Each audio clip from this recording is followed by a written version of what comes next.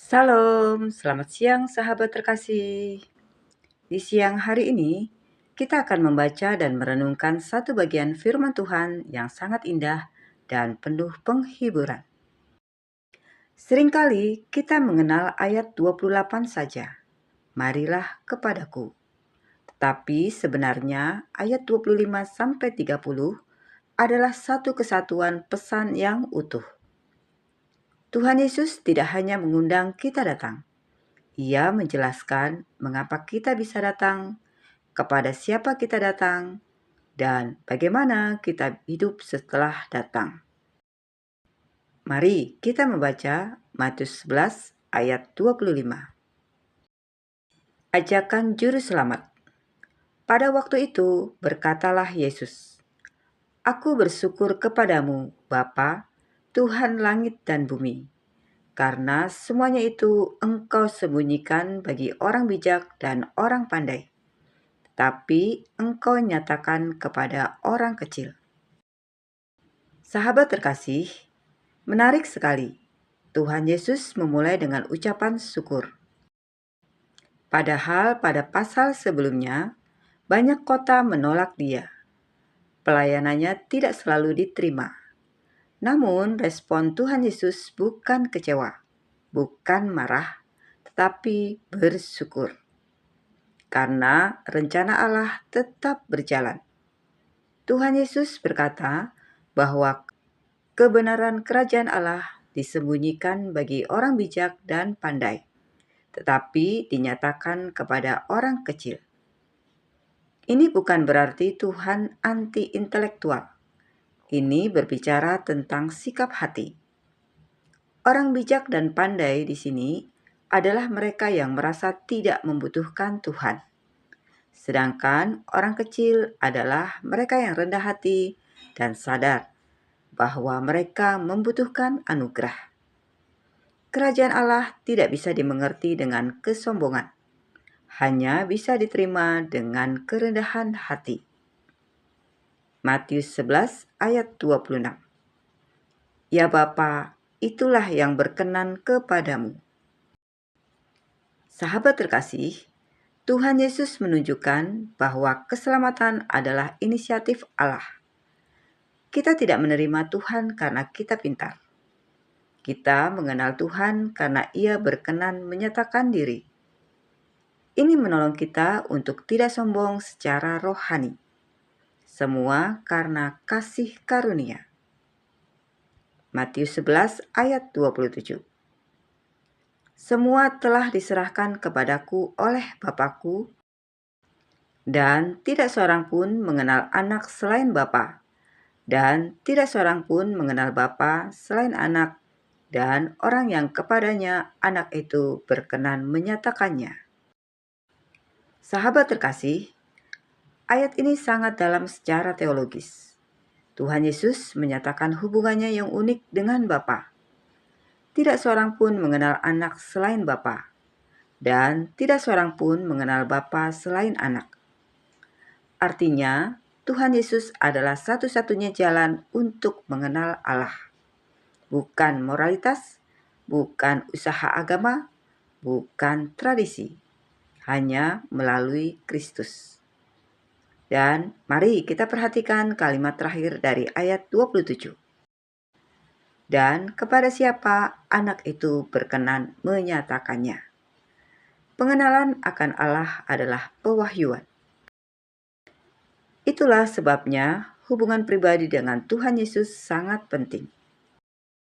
Sahabat terkasih, setelah berbicara tentang hubungannya dengan Bapa, Tuhan Yesus langsung memberikan undangan luar biasa di ayat 28-30. Matius 11 ayat 28. Marilah kepadaku semua yang letih lesu dan berbeban berat. Aku akan memberikan kelegaan kepadamu. Sahabat terkasih, ini undangan universal untuk semuanya.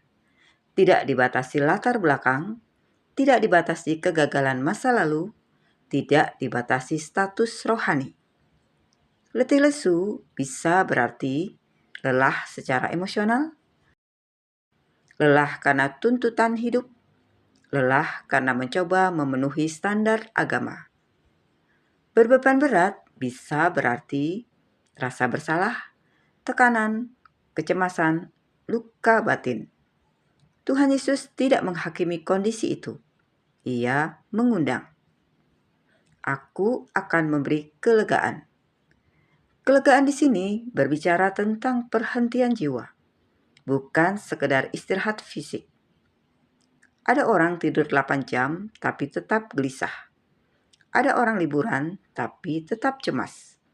Karena yang lelah bukan tubuhnya, tetapi jiwanya. Tuhan Yesus menawarkan perhentian batin. Matius 11 ayat 29.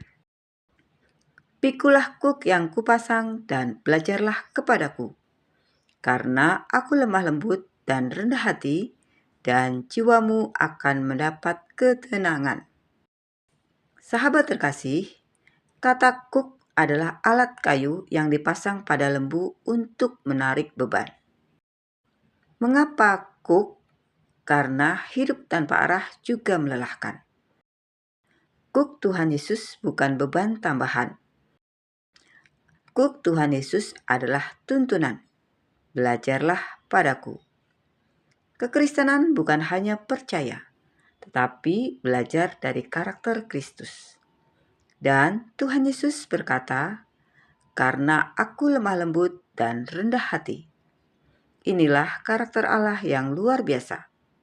Bukan keras, bukan menekan, bukan menuntut secara kejam, tapi lemah lembut dan rendah hati. Matius 11 ayat 30.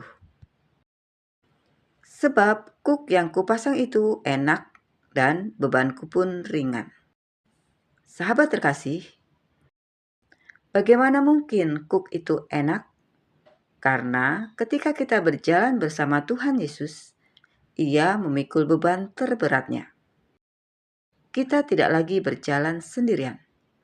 Beban hidup tidak hilang, tetapi tidak lagi menghancurkan. Sahabat terkasih, di tengah aktivitas hari ini, mari kita refleksikan. Yang pertama, apakah kita datang kepada Tuhan Yesus dengan kerendahan hati? Yang kedua, apakah kita mencoba memahami Tuhan dengan kesombongan intelektual?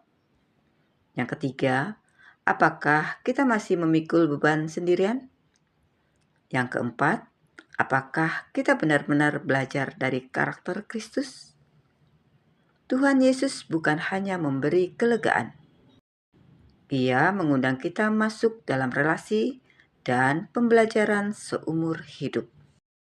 Sahabat terkasih, mari kita berdoa bersama. Bapa yang Maha Kasih, terima kasih untuk undanganmu yang penuh kasih. Kami sering mencoba kuat sendiri. Kami sering merasa cukup pintar untuk mengatur hidup. Ampuni kami.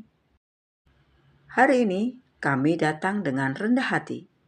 Kami menerima kuk-Mu. Kami ingin belajar dari-Mu.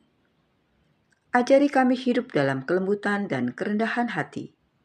Berikan kami kelegaan sejati di tengah kesibukan hari ini. Dalam nama Tuhan Yesus Kristus, kami berdoa dan mengucap syukur. Amin. Sahabat terkasih, terima kasih sudah bersama-sama dalam pembacaan Alkitab hari ini. Mari terus belajar kepada Tuhan Yesus dengan kerendahan hati dan menikmati kelegaan yang sejati. Sampai jumpa di pembacaan Alkitab berikutnya. Selamat beraktivitas. Tuhan Yesus memberkati.